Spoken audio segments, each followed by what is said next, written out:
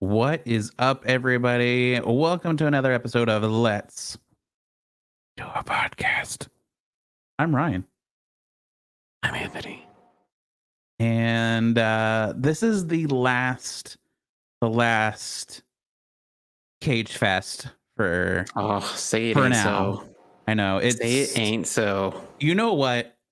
I'm actually going to say something that I thought I would never say. This has been the best Cage Fest ever. It's been premium cage action going on here. I will say that for sure. Yeah, I feel like out of all the years, we had a good mix of crap and good. So yeah, I'm happy with this one. Yeah. Of course, I don't want to get too far into talking about the movie yet. Yeah. I just wanted to be like, oh, Cage, we're finally done with it. Yes, I feel like we are gonna leave it with a banger, and yeah. So let's get talking about beer. Oh, Yeah, it's always funny. We always go into Cage Fest with such high hopes, and then there's years where we just come out thoroughly dispirited, and we're like, why do we celebrate this clearly incredible actor? But we have our doubts sometimes. But this year is not one of those years. I have no doubts that he's still one of my favorites. So, but not to get too much into what this movie is. Yeah, This movie right here. But yeah, I've enjoyed it. So yeah. Yeah, it is Cage Fest funny all the that way. We will be doing Cage Fest 2024. yes, absolutely. And I'm excited to see what he'll give us for the 2024 Cage Fest. Yeah, hell, who knows? Maybe we'll get to do Renfeld next year. Maybe. Oh. Yeah, it is funny. I think it was last year or 2 years ago, something like that. We were like, we're gonna do one every single week. And I think after the second week, we're like, we can't do it because we just picked really, really bad ones, just two back. And I was just like, I can't do every week. I think after that, that's when we gave up on trying to do only the free Nicolas Cage movies. And we're like, we'll pay for some of these movies. Yeah. I was actually one of her. Luckily, we watched this one for free. But at first, I was looking for it and I couldn't find it. I was like, I think I paid for every single Nicolas Cage movie this month. But I didn't. About it. Yeah. I found it for free. Anyways, okay, let's get on to the beer. Anthony, what are you drinking today? I didn't even pull this up on Untapped, but it's got a picture of a horse on it. It looks like it came from this movie. It does look like it came from this movie. Yeah, but this is a little IPA I bought from a place called Martin House. It's the same brewery I had a beer from last week, but this is called Battle Horse. It's an 8% ABV IPA, whose details I do not know because I didn't look it up. So I'm going to look that up really quick and let Ryan talk about his beer. Yeah, that's fine. I listen, we always forget to look something up. So I'm on the wall today too. Mine is oh my gosh. I don't know how to say this word. The name of this brewery. I'm totally blank. Like I see it right here. I'm reading it. Benedictine. Benedictine. I thought that was wrong. Benedictine, like the monks. Yes. So this is actually from that brewery that is owned, ran, and brewed by monks that we went to. I think I talked about it a couple of weeks ago where we went there and the beer was amazing. So I was trying to figure out what to drink today. I was like, you know what? I really want to have one of these beers that we bought a while ago. So it's their pale ale. I pulled up on, of course, Untapped. It is 6.7 ABV, 45 IBU. Average rating is 3.76. I did have this at the brewery off tap, so I'm excited to see what it tastes like through the bottle. But yeah, this place is super cool. It's very small. It's like out in the middle of nowhere. Everything's a view too. Like it was so pretty of just like sitting outside and you could just see like mountains, and it was just so pretty. And the beer, it's blessed beer, so how can it not be good, right? Yeah, right. So I'll go ahead and get mine poured, and now Anthony can give us his facts about his beer. Yeah, apparently I gave you all the details that are available on this beer. The only other additional information I have is that the rating on Untapped for Battle Horse from Martin House Brewing is 3.92. And it's an American IPA made with Chinook hops, which I've had those in a blend of something else before. So curious to see how this one goes. Hmm. So Yeah, let me crack this one open. there's not much details. There's not much details online about this beer either. So it's like I just go based off of the bottle, but the bottle doesn't really give anything either. So all I know is it's blessed beer and it smells delicious. That's for sure. Yeah. That's How what about it this looks can like. art though? Yeah. Martin House killing it again with like the just ridiculous can art. Battle Horse. All right. So I mean, it looks so clear. Like it looks so good. I'm so excited. So excited. What? Excited. Oh, all right. So you had a sip. Tell us what you think about the beer. It's an American IPA. It's classic American IPA flavor. I was actually wondering if it's gonna, with its color there, I was wondering if it's gonna have a little bit of that caramel flavor of kind of almost like a lager style instead of just the ale style. It's got a little bit of that, like almost like a red IPA a little bit, but it's the flavors are very, very good. Man, this beer is just as good as whenever I had it, wherever we went. I think what's really cool about this place too is they also do their own hops. So they literally do everything. So they grow the hops, then they brew the beer, and I think they say I think it's like on their wall where it says like we bless or we pray during every like aspect of the brewing process, and it's like that's why it's so good. Hmm. Beer with Jesus. Benedictine. Is it which one is this? Is this Black Habit or the Farmhouse Ale or what do we got from this? Which one is this one? Hiatus. Hiatus?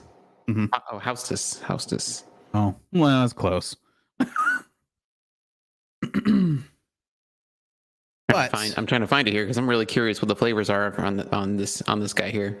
It's yeah, light, effervescent, yeasty bread. Does it taste like bread? I guess so. It smells like it could be. Yeah, and tart. See, none of that pulled up on mine. Huh. 'Cause really, I was looking around to see if like anybody that checked it in maybe gave some sort of notes, but everybody kind of just checked it in and didn't put any notes. So. Yeah, everybody's lazy, just like I am. Yeah, I I was don't about put to say, notes on like myself me. either.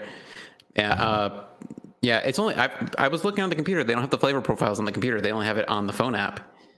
Oh yeah, because Yeah. I have Untapped right here on my side, so that's what I usually use.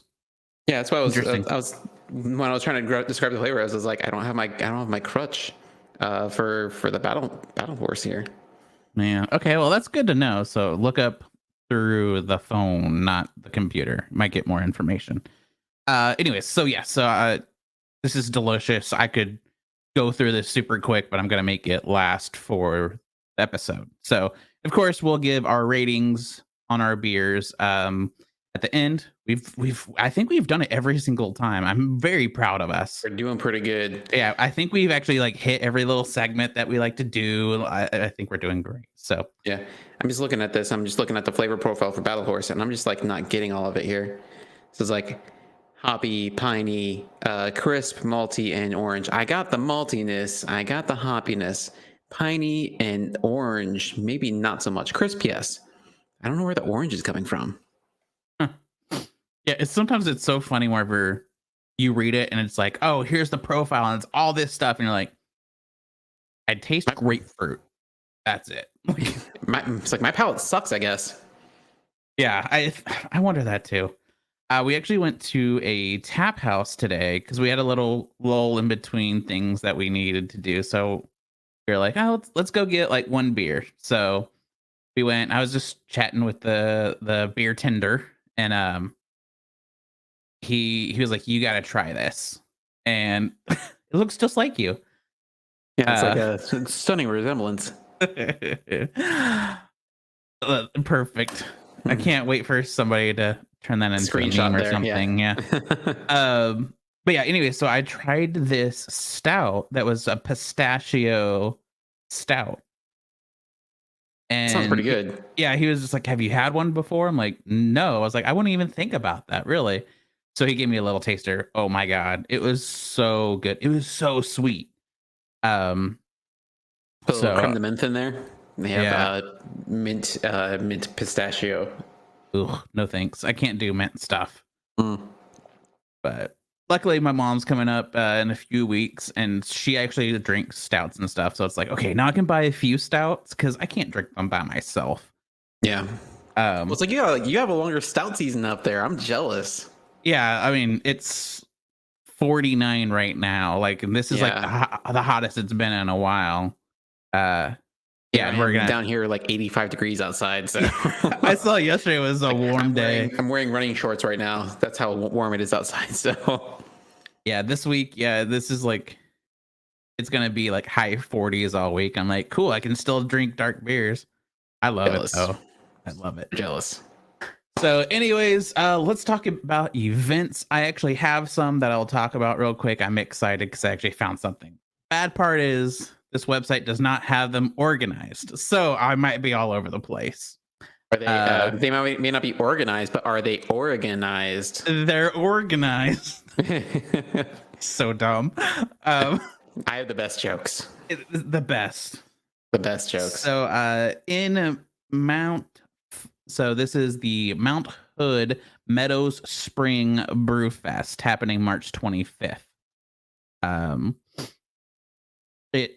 There's not a ton of information off this website, but it pretty much just says their Mount Hood Meadows is proud to present the Spring Brew Fest live music and pre-fest brunch.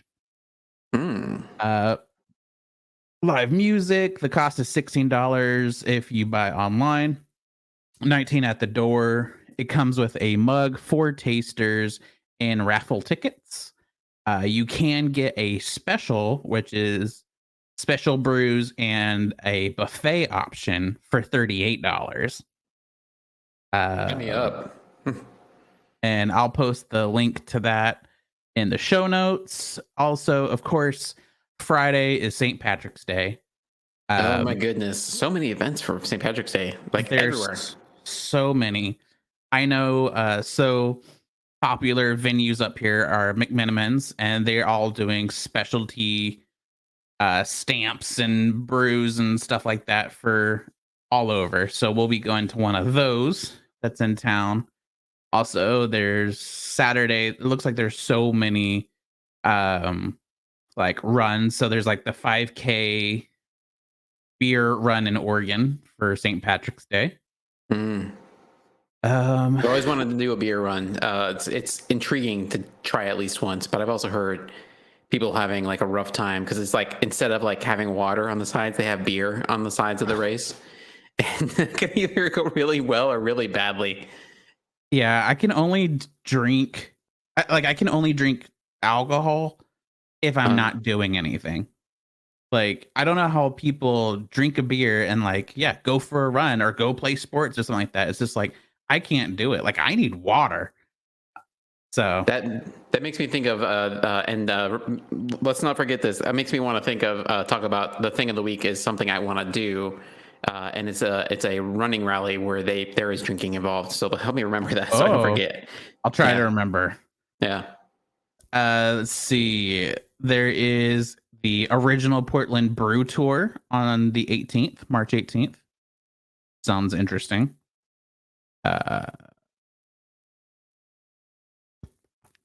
Comedy show. Oh no, never mind. Okay, well, I guess that's pretty much all I will share because I'm not gonna scroll through here and figure it out. But now that I found is a joke, yeah, now that I found a decent site, I will actually take time and review and come prepared because I just found this right before we hit the live button. So, nice. So anyways, so I'll share the calendar, of course, in the show notes for you guys. So if we have any Portland / Oregon people, they can go find events around Or Southern Washington, area. even. Yeah. Yep, even that. All right. Northwesterners. So, Anthony, what do you got for us?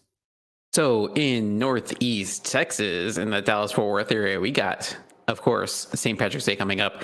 So this past weekend, we actually had the Dallas St. Patrick's Day parade. I didn't know they do it a week ahead of time of the actual holiday. So I thought that was interesting. And I only knew this because I went to Community Brewing. They have Second Saturday where they do yoga every second Saturday of the of every month, which that they do some serious yoga there. I'm still sore from that, and I do yoga on a remotely regular basis, not a regular basis, but yeah, they tore my legs up pretty good, and they're still trying to recover from like running 26 miles. So, anyways, but yeah, so community. So I was like, oh yeah, community's doing their St. Patrick's Day thing this weekend. Wrong. St. Patrick's Day for community is March 17th through 19th. They're doing a full weekend celebration of St. Patrick's Day. So if you're wanting to go to St. Patrick's Day weekend for community, go there between March 17th to March 19th. They're doing it up for 3 whole days. Hell yeah. St. Patrick's Day events on the 18th, however, you can go to just the ones that I know about. Shannon Brewing, of course. Shannon Brewing's going to do it up. I mean, it's freaking Shannon Brewing. Yeah. And Three Nations is doing it up. Oak Highlands Brewing is doing it up. So St. Patrick's Day at all those places. I'm pretty sure there's more places that are doing St. Patrick's Day events. But yeah, St. Patrick's Day coming up this coming weekend. Go head out, check out some of these places here. Community is a huge venue. Shannon, less big, but if you're in the Killer area, go check them out. They're your local guys there. Three Nations over in if you're over towards Addison and all that. And Oak Highlands if you're down towards the Southwest Dallas. 5th anniversary at Turning Point coming up. Last year when they did their 4th anniversary, it was a freaking blast. They did like a whole Star Wars theme thing. I don't know what they're doing for their theme this year for the 5th anniversary at Turning Point, but it's always freaking awesome. I'm pretty sure it's Mario themed. Oh hell yeah! I have a Luigi costume. I should totally do that. I'm pretty sure that's what I saw. I've never been able to go. I've always wanted to go. Yeah. But they're doing that on the 18th too. While everybody is celebrating St. Patrick's Day, Turning Point is celebrating their 5th anniversary, which is great. It's interesting. I've been here for 5 years. Is it just coincidental that I came here like just at the same time as Turning Point came here? Are we just bonded in that way? I don't know. Maybe I would say yes. I would say yes. It must be. But coming up the following weekend, Martin House is celebrating their 10th anniversary. It's like, oh, we've been here 5 years and then another 5 years on top of that. So Martin House, your Fort Worth mainstay, celebrating their 10th anniversary. Weekend after that, they have the Trouble on the Trinity Part 2 wrestling match. Check it out there at Martin House on the 31st of March. And then the next day on April 1st, Vector Brewing is celebrating their 3rd anniversary. Wow. I guess I didn't realize how lined up that is. Yeah. And then just going out further, Big Texas Beer Fest on April 15th. That's right. It is on tax day. Take your refund and then go and celebrate Big Texas Beer Fest. It's always a great time. And I just pulled this one out because I'm going to look at it and see if I can do this. It's 5th annual adult science fair over at Celestial Brewing. Check that out. April 22nd. Hops and Props. I talked about this last week. Over at the Fort Worth Aviation Museum, did this last year on April 29th. If you want someone to just drone on and on about aviation while they're buzzed, maybe drunk, come see me on April 29th. I will be there. I'm trying to drag as many people as I can down there because it's for a good cause. It's to raise money for the Fort Worth Aviation Museum Society there, so they can get new aircraft, just kind of like restore and promote Fort Worth Aviation and Fort Worth Aviation history, which is actually very deep. Yeah, just a great organization, a great event. Check it out.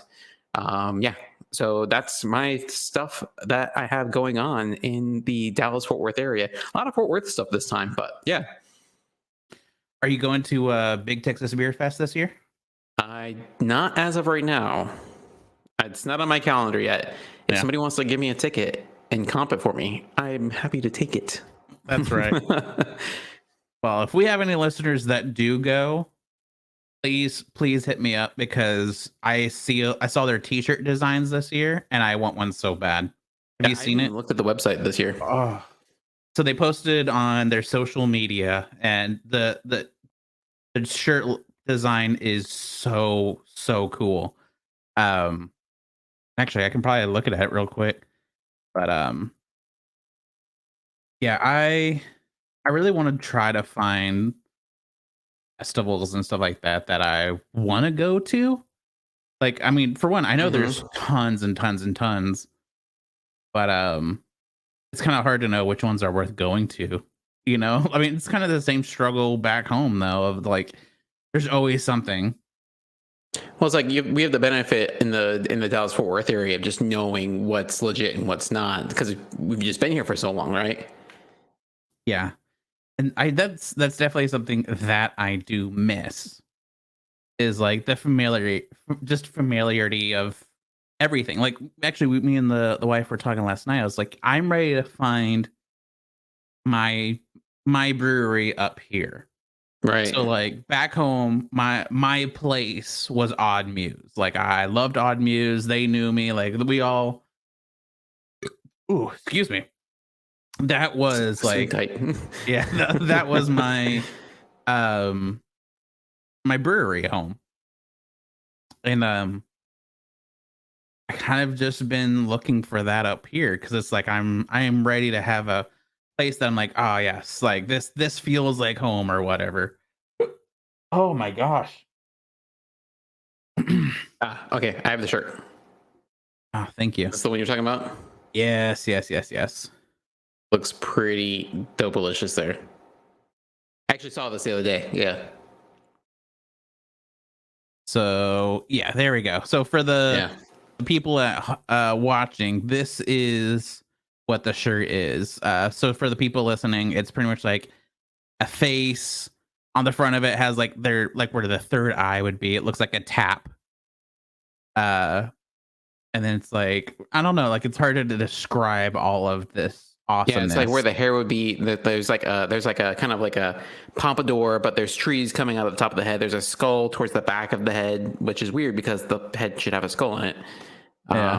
Yeah, like a Texas where the ear should be. Anyways, and there's hops coming out of the trees. Yeah. So look up Big Texas Beer Fest on social media, and you should be able to see it. It's such a cool design. It's so unique. Yeah, somebody's gonna get that tattooed. Yeah, I definitely that's one that I would be like, should I get that tattooed? But yeah. So, anyways,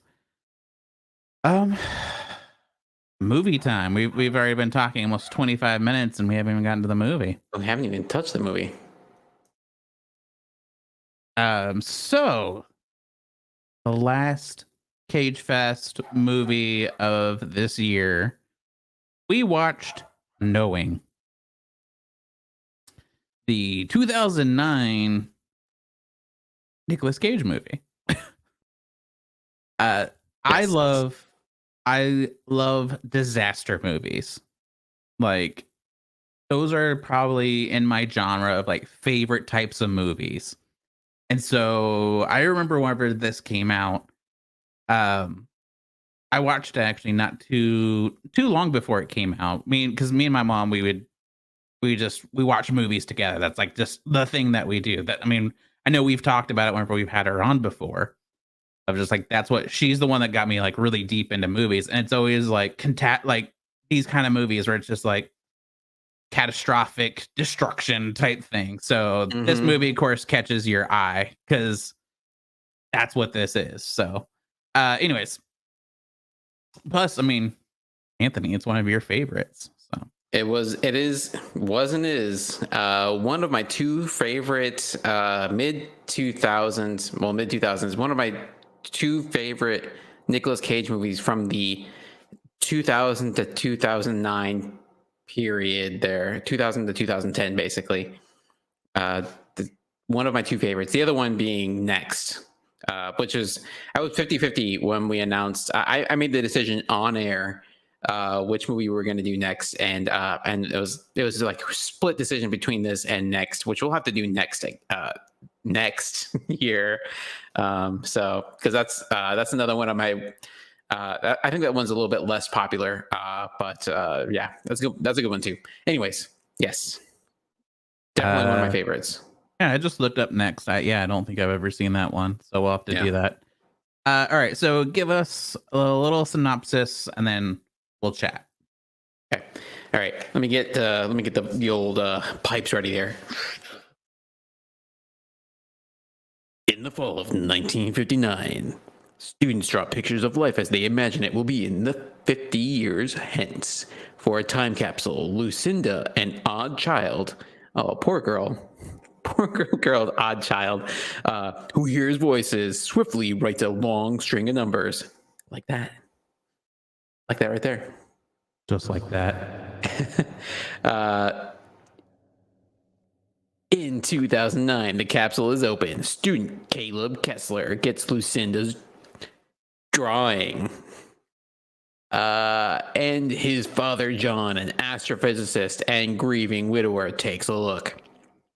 He discovers dates of disasters over the past 50 years with the number who died. 3 dates remain, all coming soon. He investigates, learns of Lucinda, and looks for her family. He fears for his son, who starts to hear voices and who is visited by okay, this wasn't written by somebody who actually was part of the movie here. This is just a run-on sentence at this point. He was visited by a silent stranger who shows him a vision of fire and destruction. What is going on? Well, okay. I needed to take a breath for a second. Tagline for this movie is "Knowing is everything." Wow. Yeah, I mean, yeah, that is the movie.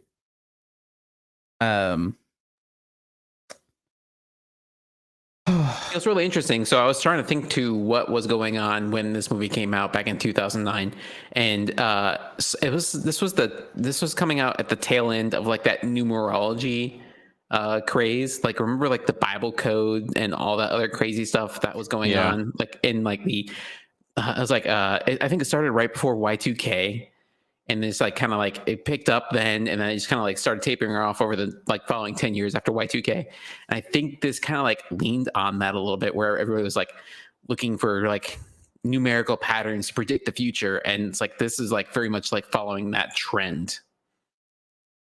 Yeah, it definitely is, and you can kind of tell they played off of that. Like there's just things on there where you're like, okay, this kind of feels like a different movie, but they made it at least unique. That's for sure.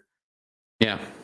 One thing that I thought was really funny. Not going to use the word funny, but was whenever he found, 9/11, that was like the first thing he found. Yeah.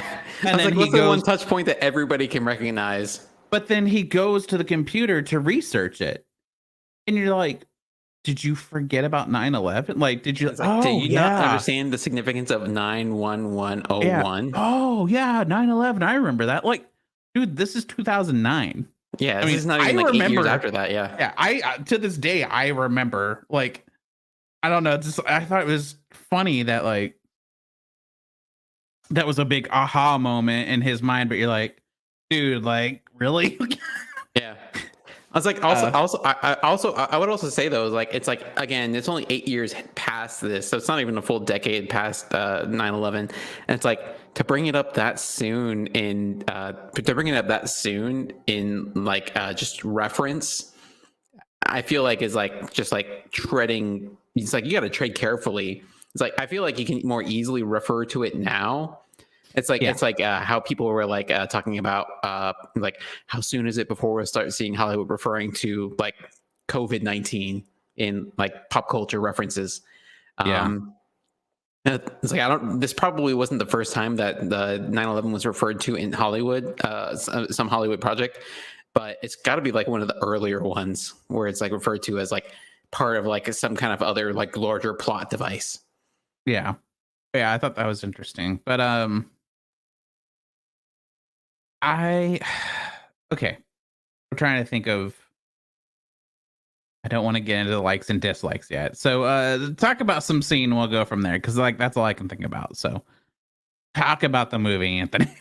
So talk about the movie. So what really doesn't so what really is like they find the page full of these numbers, and it just kind of careens off from there. So it's like, okay, so act one is like his Caleb it gets this he just gets given randomly. It's like not even like it seems like totally randomly he receives this paper with all the numbers on it from Lucinda, who wrote it back in 1959, from the teacher who was the teacher back in the 1950s. So she's 80, 90 years old. She's got Alzheimer's and all this other stuff. Anyways, so Caleb gets it, son of Nicolas Cage's character, Kessler. John? What's his name? John Kessler. Yeah. Yeah. Yeah. So, and he's an astrophysicist for MIT. So, like, I'm rocking my MIT style cardigan here. But it's just so happens he does research into solar flares and all this other stuff. So he's got the skills that apply very shortly at the end of the movie. Anyways, so we get this. He starts making the connection pretty quickly. 9/11. It's like he starts attaching it to all these other disasters that have happened over the past 50 years. But then aliens.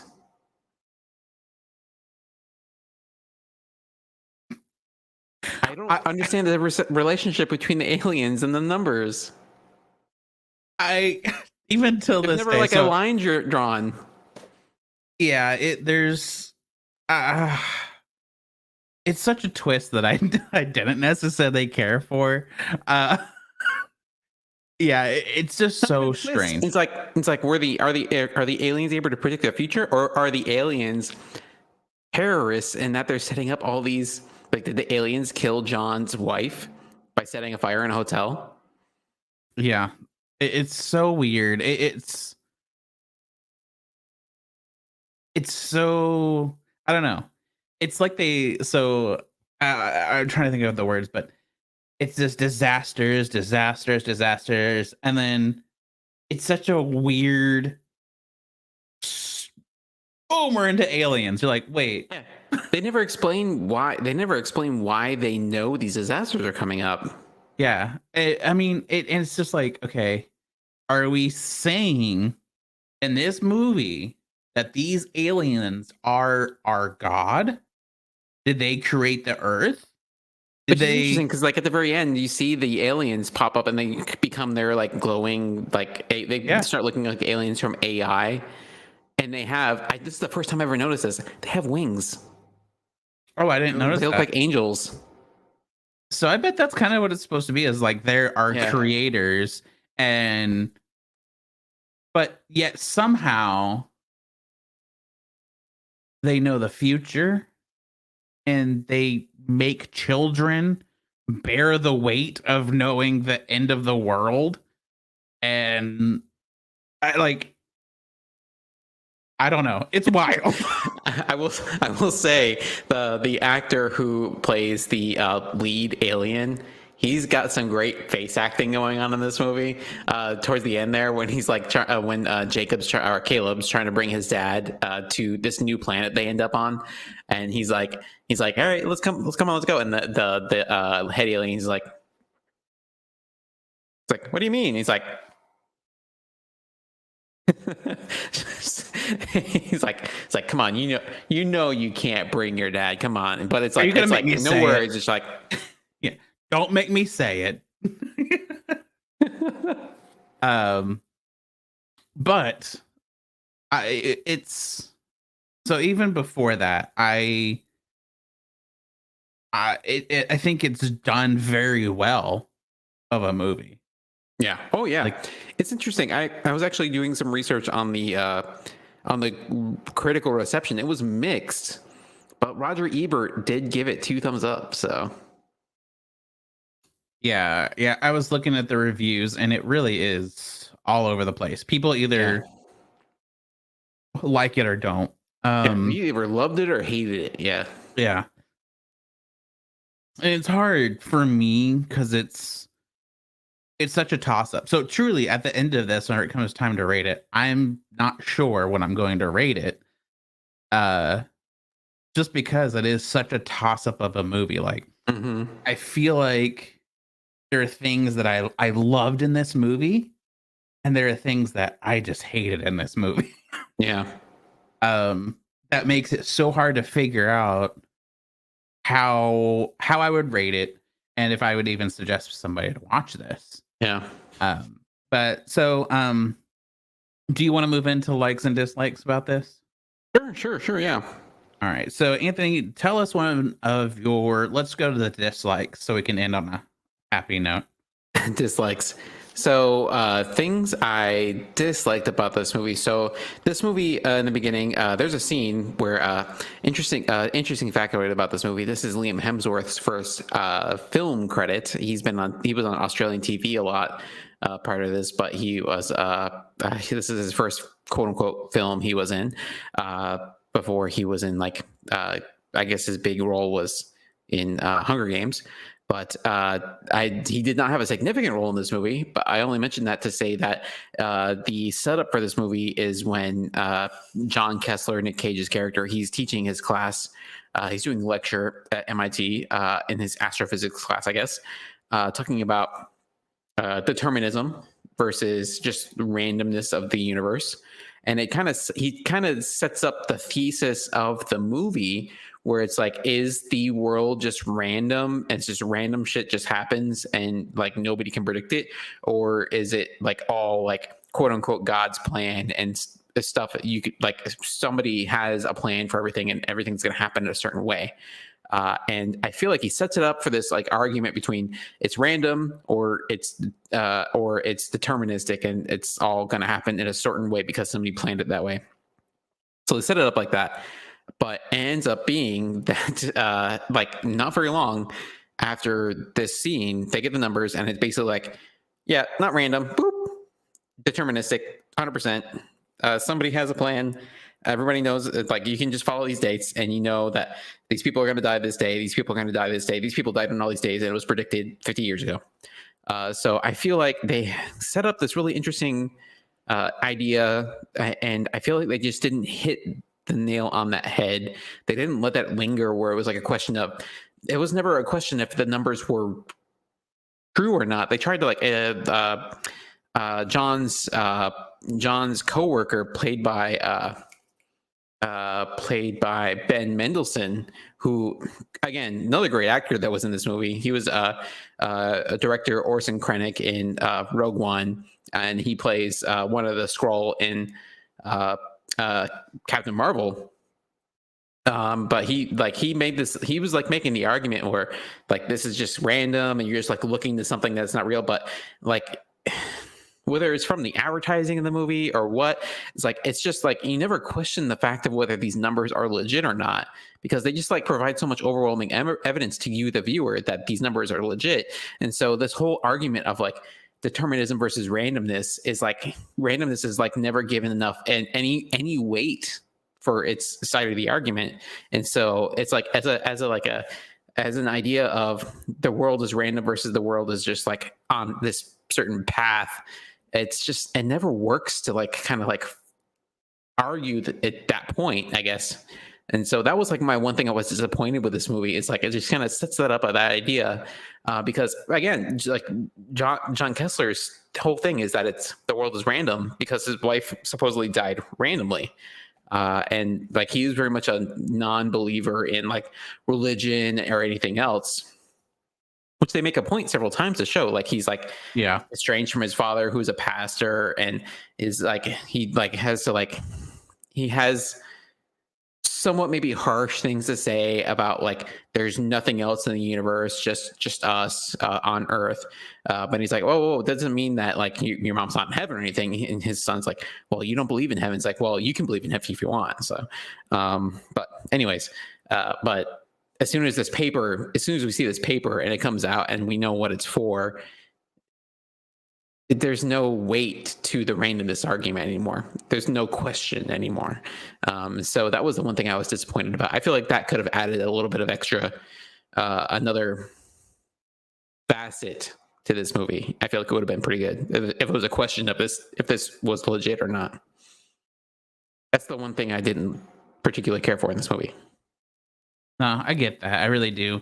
I kind of thought the same, honestly. Like I feel like they wanted a argument that you couldn't have anymore. Yeah. So there's two things. One's quick, and it drove me nuts. So whenever it shows Lucinda, is that what the kid's name? Whenever it shows her as a kid and they're looking for her, they're all using flashlights. Turn on the lights. Yeah, right. Is the power out? There's no sign of power outage. There's no sign of anything, but all of a sudden it's like they're using bad flashlights to look around. And 1950s flashlights. Yeah, and you can see like lights on the ceiling. I was thinking there's got to be like a light switch right here. Flip it on. Boom, you found her. I don't know. This was in the 1950s. We were fighting the commies. We had to ration our resources so we could put them towards the fight towards the Soviets. All right. Yeah. I don't know. That's just something I caught immediately. I was just like, "What the hell are y'all doing?" The other thing that I disliked, I would say the most, was the lack of, I mean, in a sense it was leading up to Aliens, but it's just I don't know, I wanted more. I would like, it's just like, okay, I want to know more of like, because they had plenty of things that they could cut out to be like, figuring out just like, oh man, like this is like alien technology, just something. I don't know. I just felt like it was so what? Whenever it's like, boom, aliens. You're like why? Like, why did we go that route? Was that the easy, inexpensive way out? Where they were like, okay, so I don't know, like it just felt so weird to me to throw in there. Should have been mole people. Something. Something. But it's just like there's these aliens. I mean, and I get the whole like leaving it up to everybody to figure it out on themselves. I'm all for that. But what kind of throws you off is the random alien people that you see that obviously like their body, like it's a disguise. Right. So you see them throughout the thing. So you think, I don't know. I didn't think aliens immediately. I thought it was like, oh, these people know what's going on. And so for them to turn alien, I don't know. To me, I just feel like that's such a just crazy turn. That makes like you want. It's really funny because it's not even clear that they're aliens until this guy's like, "Hey, look, I ate a flashlight." Yeah, and you see that, you're thinking, okay.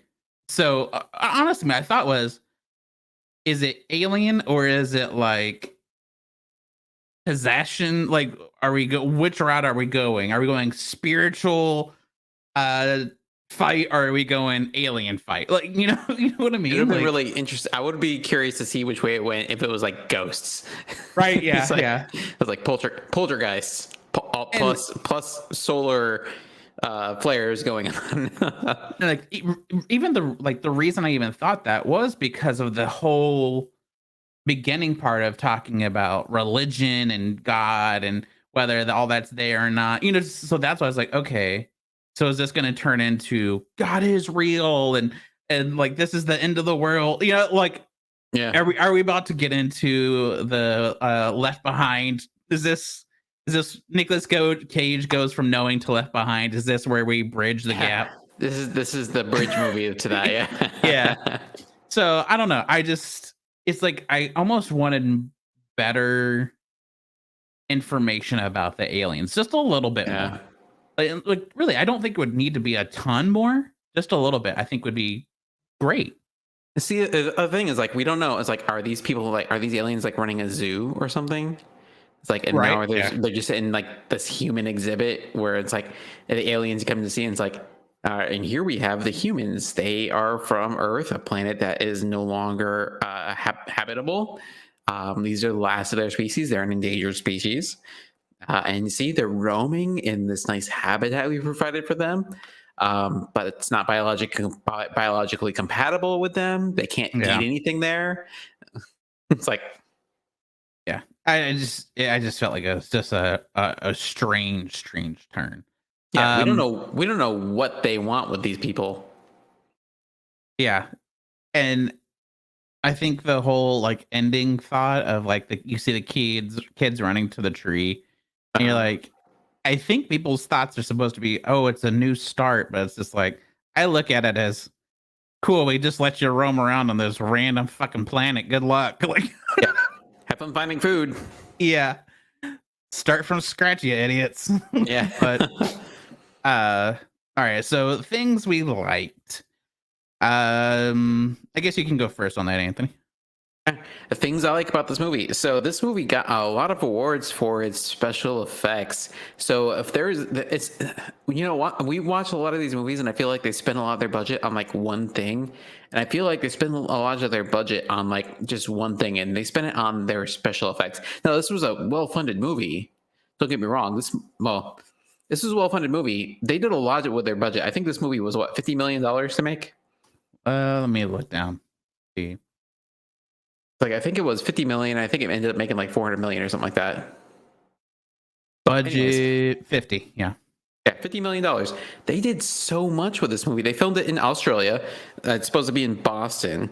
And so I couldn't tell wasn't happening in Cambridge and Boston and all these other places in Lexington. But there's the sequence that everybody, if you talk about this movie, the sequence that everybody knows about, I actually sent to remind Ryan during the course of this movie, during the course of preparing for this movie, to let him know like what he was in for. I sent him the scene, which is the most popular scene for this movie, and it's the plane crash scene when Nicolas Cage like realizes that the list is legit. So he's like in this traffic jam trying to go get his son from the school because he's in charge of carpool. And there's this traffic jam because there's an accident. And then all of a sudden you hear, and I swear this is the sound that the first thing I hear when this plane is crashing, it's like hitting these electrical wires, these high tension electrical wires, but it sounds like the sound of picking up rings in Sonic the Hedgehog. It's like what I hear. It's like ding, ding, ding, ding, ding. So I feel like they took that sound effect and added it to this plane crash. But so it hits that, and then like you see like the plane crashing in the field over to the right side of the street because he's like out there talking to the police officer, trying to figure out what's going on so he can get his kid. And then so Nicolas Cage's character runs out in the field to like help out as well as he can. And there's just people like running around.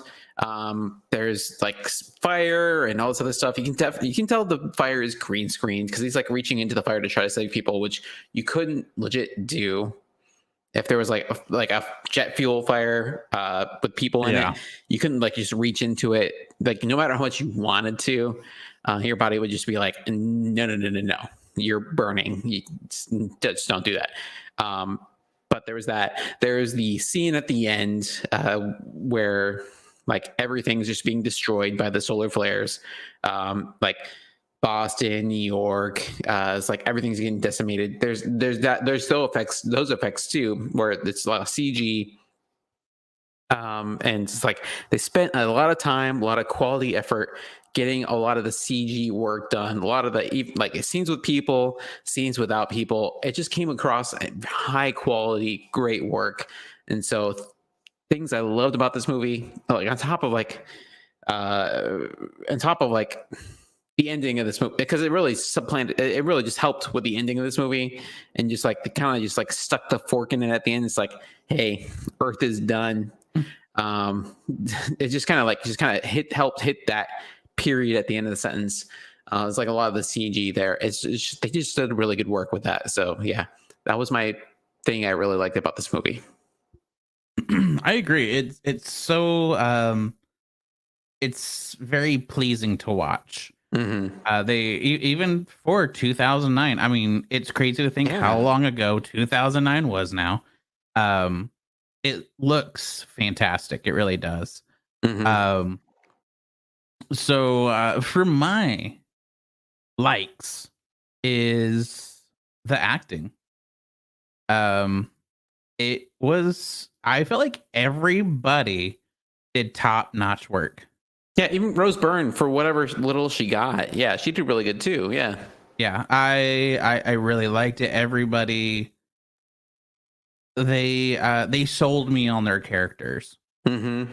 Um, I really, and I mean, Nicolas Cage was Nicolas Cage in The Knowing. Like, I don't feel like he was actually playing a character. I feel like he was just playing Nicolas Cage. Um, It's like become is it like he's The Rock, where he's like in like any movie that The Rock is in, is not playing the character, he's playing The Rock. In this yeah, case, is like any movie Nick Cage is in, he's just playing Nick Cage.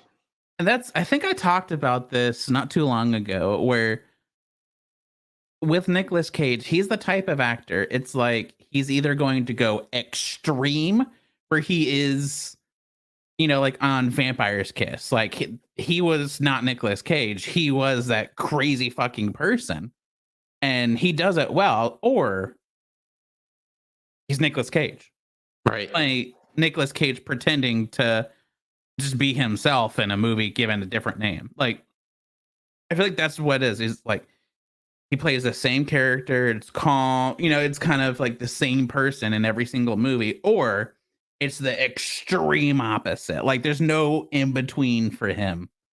Um, It's like, I feel like with this one we got like a little bit of that, like we got like a few outbursts of Nicolas Cage energy there, but it never went yeah, full like Nick Cage. yeah. That's Yeah. why it's just like he's like on the calm part for Mm-hmm. this movie, which is fine. Uh, as soon as it started, my wife goes, "Oh, what accent is this supposed to be?" Because he said he does an accent in every movie, and he's just like, Yeah. "You don't." um.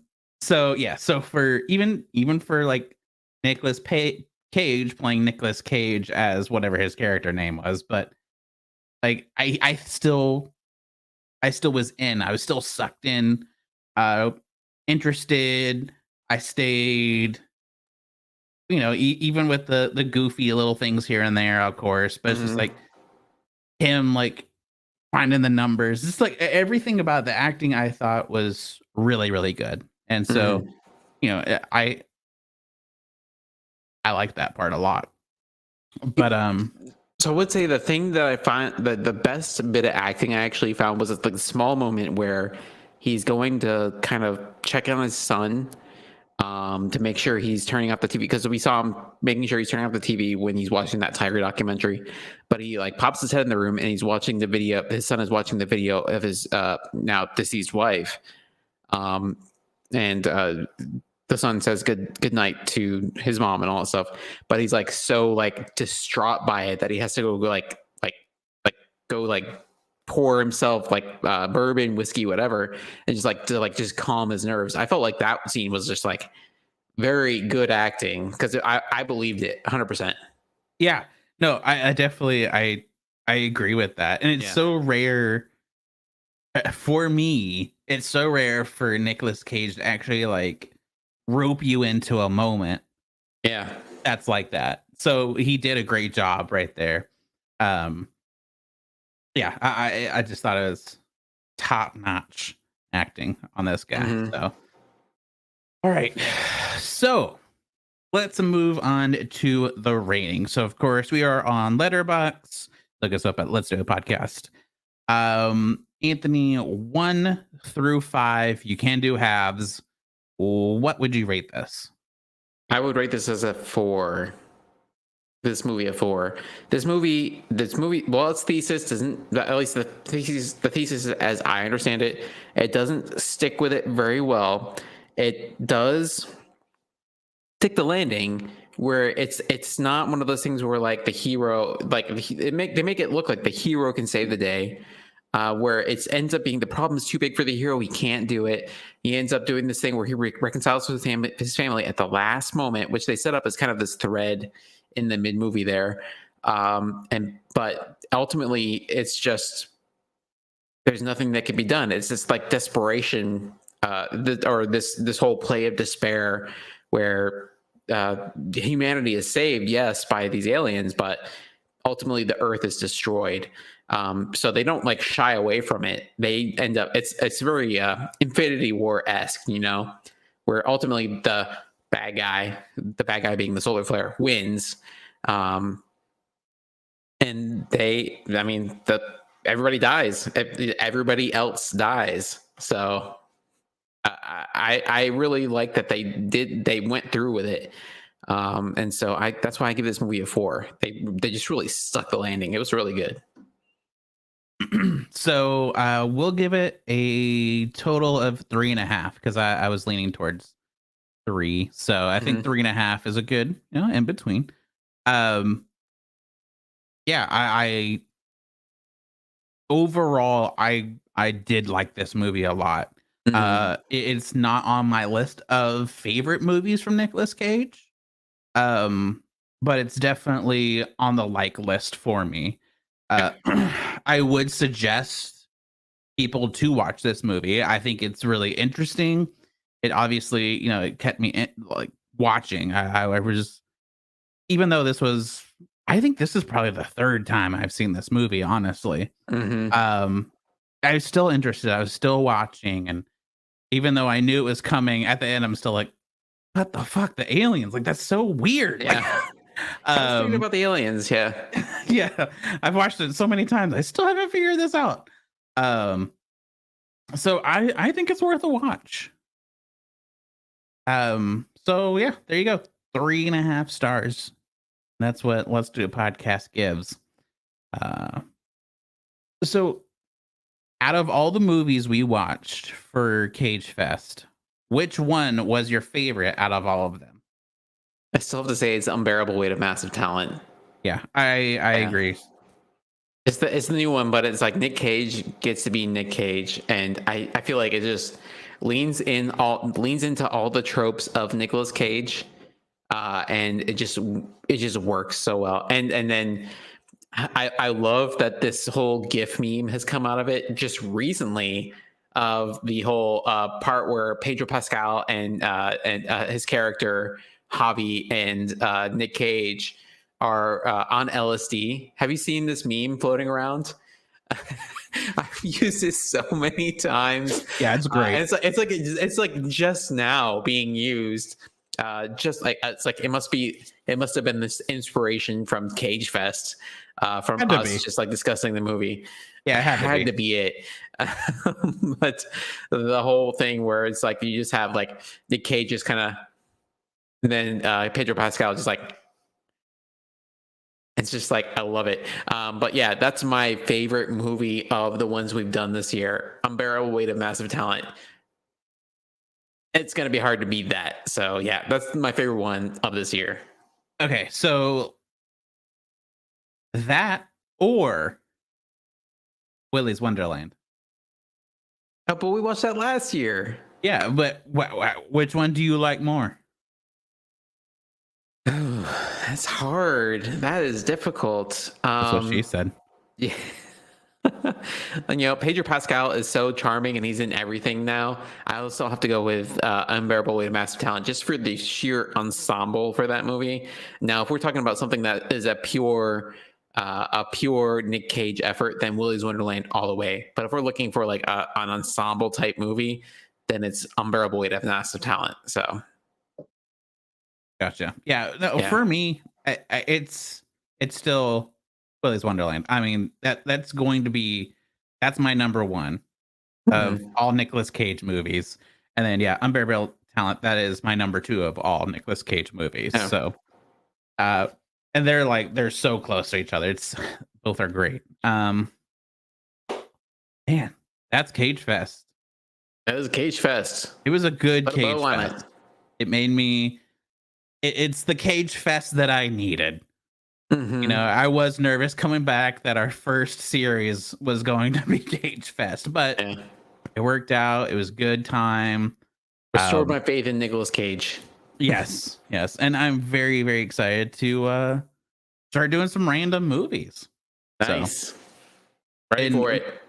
we totally didn't even plan what our next one is, so I won't be able to tell y'all. If I remember, I'll post about it once we figure it out. Hopefully, we'll figure it out this week. All right, so let's talk about. Did you finish your beer? Wait. Oh, I'm officially done. all right. Let's talk about our beers. So mine, I would give it a strong 4.5. I think 4.5 out of 5. 4.5. Yeah. Oh, damn. It's so good. It really it's such an easy drink. Oh my God. It's amazing. It really is. Like, I don't know what else to say about it besides 4.5, amazing. After we get off of here, I might go open one of the other ones that I have. Like, Nice. it's so good. And it's because it's blessed. That's just that can be the only solution. That can be the only reason why it's so good. It's blessed by the aliens. Blessed by the aliens. Yeah. Blessed by the aliens. It's like a Belgian pale ale. I never thought I'd see the day when a Belgian pale ale would make higher than 4. Dude,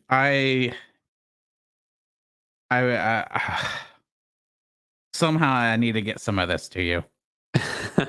I guess I'll be a believer when I get to try it.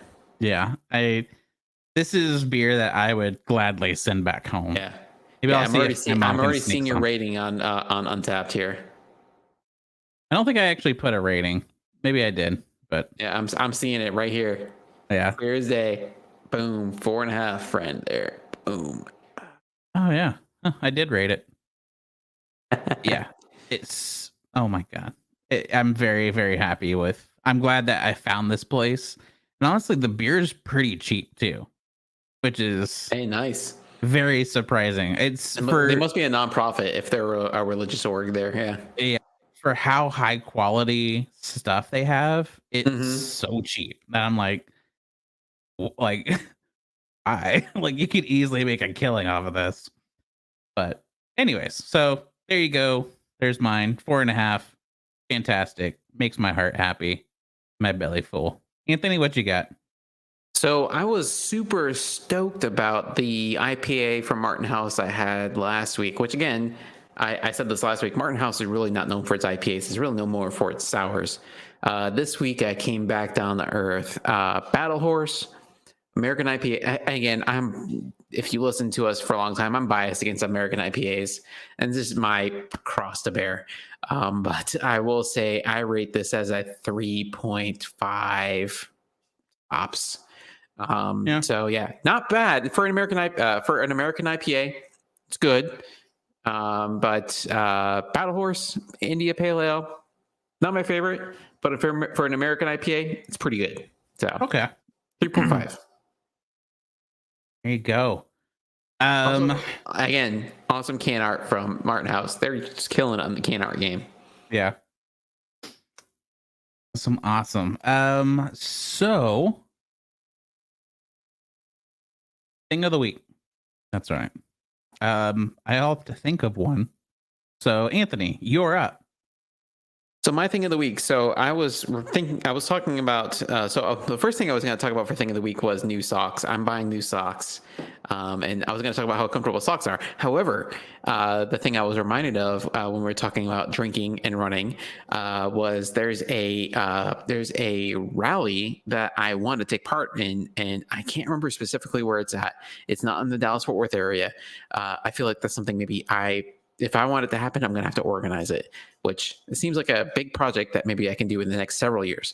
But anyways, there's a rally, 10-mile run, where you run a series of 1 mile loops. Every loop, you stop at a pub and you have to eat or drink a series of items.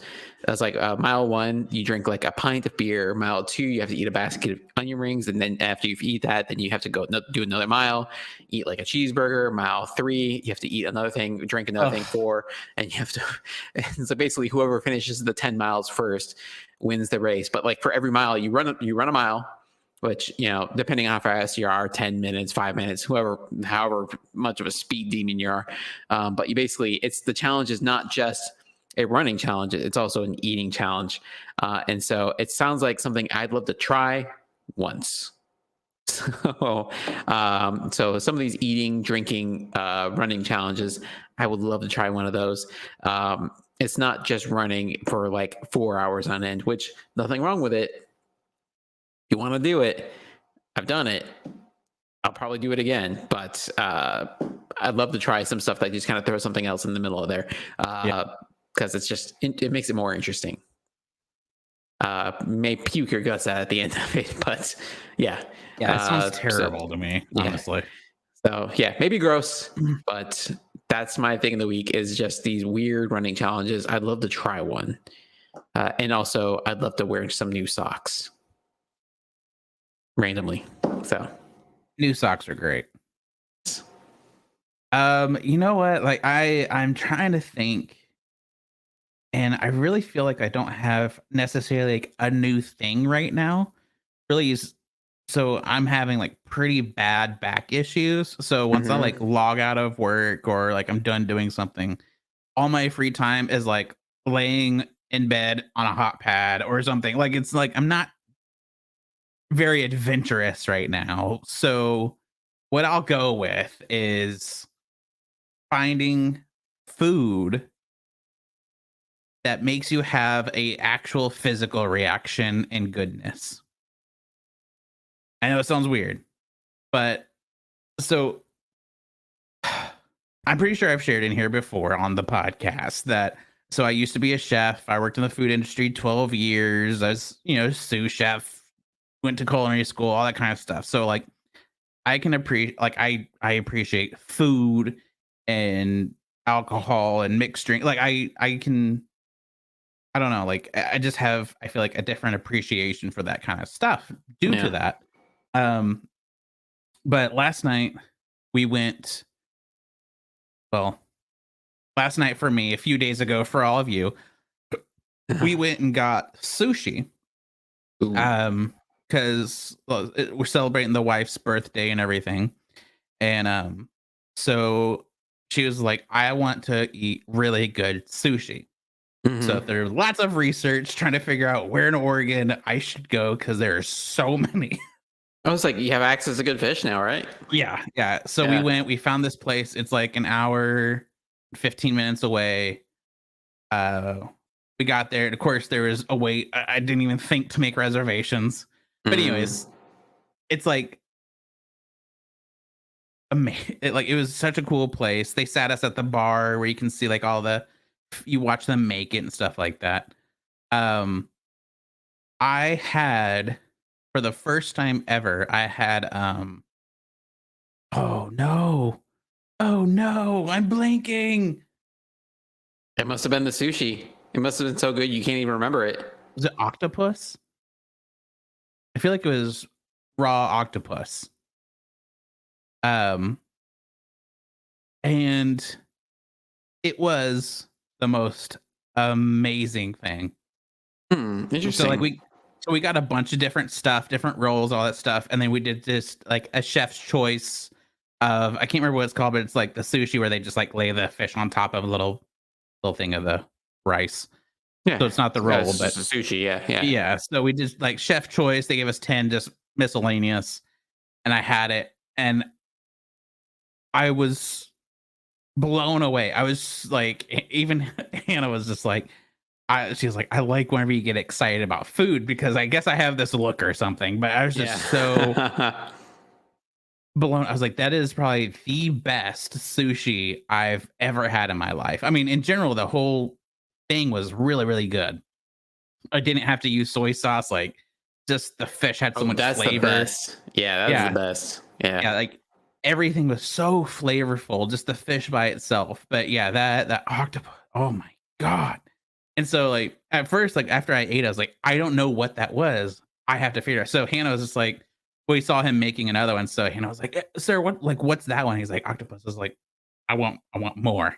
Yeah. So so to finish off the night, we got two more, one for me and one for her. She didn't really care for it, but I mean that's the thing with sushi is Right. like yeah, she likes the darker, the fattier ones, and I like it all, but so anyways, so my thing of the week is just like, I don't know, finding that food that like whenever you eat it, you just feel just so like happy in a sense, like that happy food. The internal happy dance there. Yeah. Yeah, just like I mean, the whole night afterwards, I was thinking, I can't wait to go back. I can't wait Right. to go back and have that again. That one on top of everything else.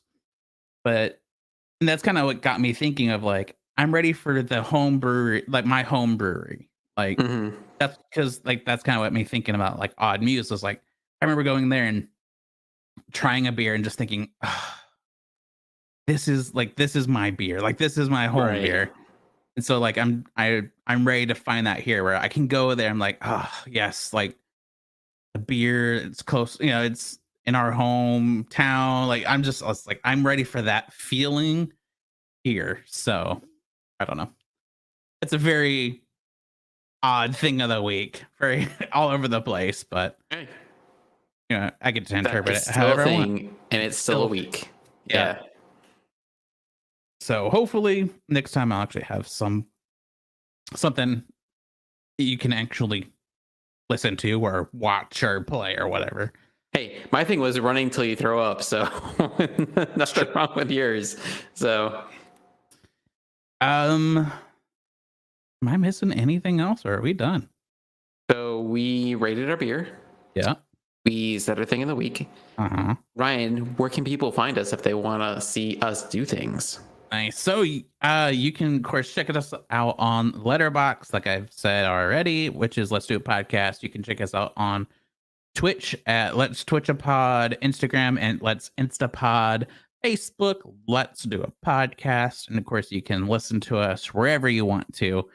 And the YouTubes, of course, Let's Do a Podcast.